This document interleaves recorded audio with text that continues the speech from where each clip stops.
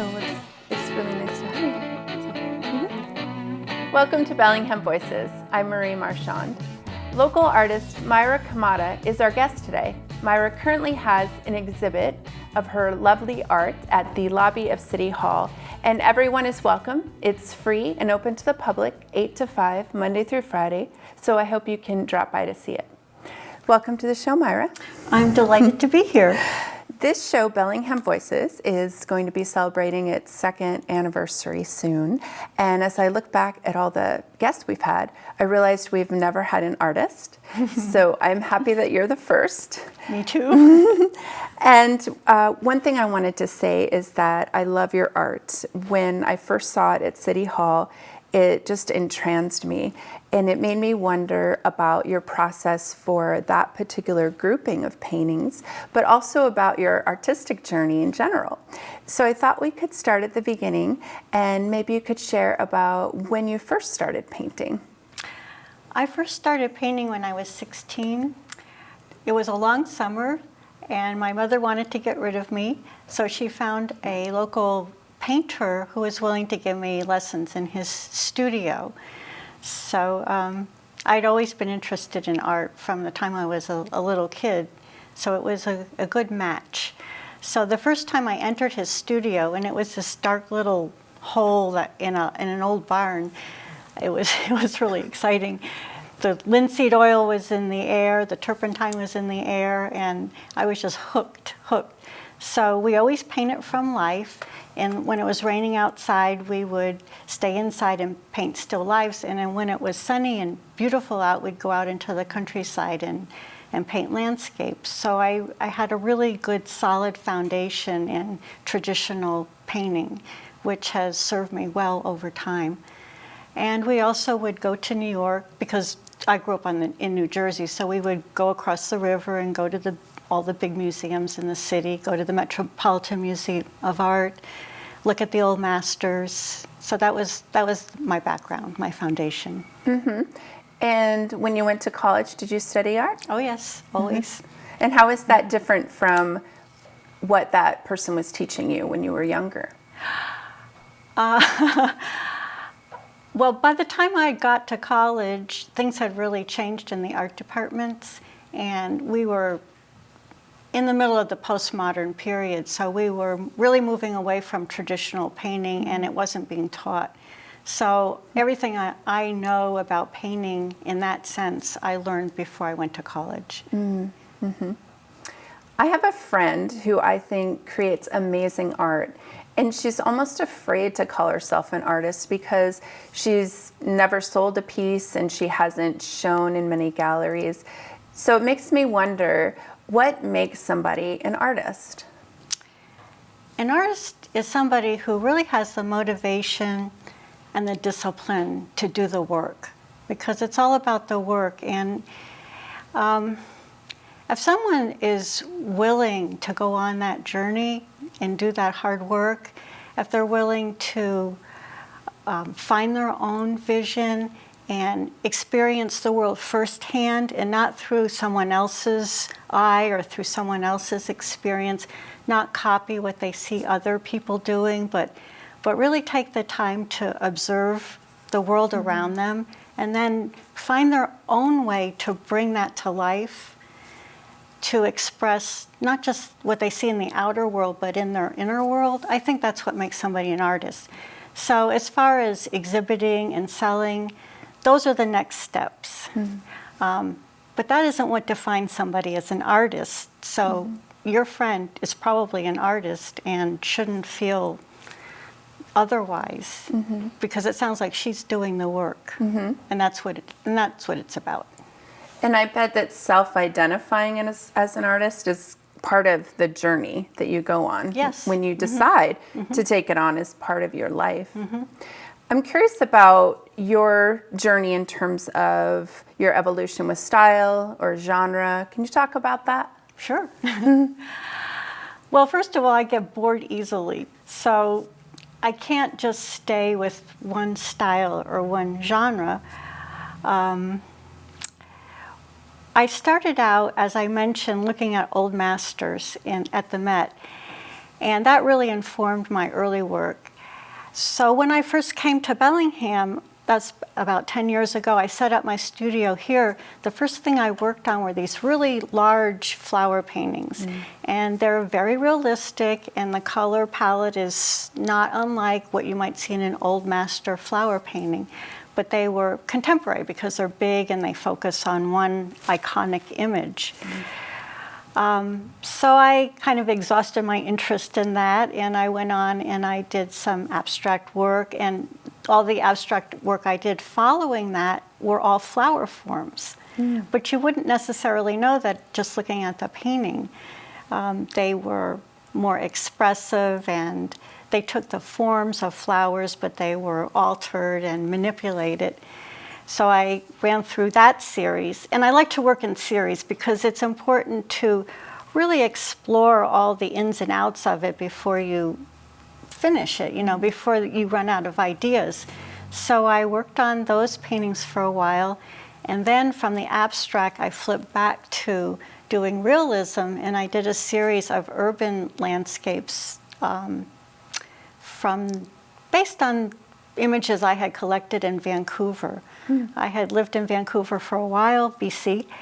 I spent a lot of time with my camera running up and down the streets, taking lots and lots of photos of shop windows and mannequins, and I was just really interested in the light and the color and the shapes and all those elements of art. And from those photos, I made these really complex compositions that took a long time to paint. And I worked my way through that series, and I just keep going on. Another thing that I'm always curious about is how long an artist takes to complete a work, and not just in visual arts, but in writing as well. So I'm a poet, and usually it takes me about a day to finish a poem, maybe 6 or 7 hours, and I do it in one sitting, and I love it. I mean, it's really exciting. It's really been a part of my life since I was 16. But there's some poems, just a few, that take a few months because I keep returning to them to improve them, to make them a more deep expression of what I'm trying to get across. So for you, how long does it take you to do individual poems and then the series that you just talked about? That's funny you said poems.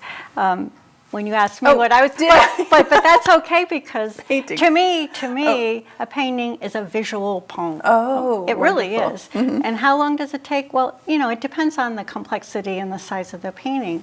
So some of my fast paintings take 3 or 4 weeks, and then the more elaborate ones, like the urban series, they can take 4 months for one painting. So it really depends on, and also, what do you call, how long does it take? I mean, I could say it took my whole life to paint this one painting because you have to have the experience and kind of know what you're going for. So, but the actual painting of it, anywhere from 3 weeks to 4 months. And also I do put them aside sometimes, turn them against the wall, take a look at them a couple weeks later when I have a fresh eye, and then I might tweak them a little bit more. But it's an ongoing process. That's funny that you say you hang them against the wall and then come back to them later, because that to me is called the barn treatment. And I got that from Edgar Munch, who did the Scream painting. And as a poet, when I put it away and come back to it, I call it the barn treatment because he would hang his paintings against the barn for a few weeks. If he wasn't sure if he liked them, he'd hang them and then return to them. And if they weathered well, then he would accept them into his collection. So that's always been funny to me. And so that, what you said about turning them against the wall is kind of your process for the barn treatment. Well, kind of. It's an incubation process. You have to step away from it in order to come back to it with a fresh eye, and then you see things that you didn't see before. So it's an important part of the process. Something I've always wondered about is the process in art of letting go a painting. So with a poem, you keep it and give it away. But with a painting, you sell it or you give it away.